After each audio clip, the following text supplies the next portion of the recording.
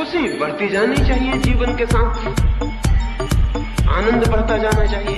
रोज रोज लगना चाहिए कि कल कुछ भी न था, आज जो है उसके सामने।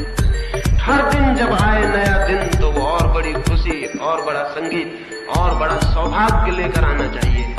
तभी तुम समझना कि तुम्हारा जीवन ठीक दिशा में चल रहा है।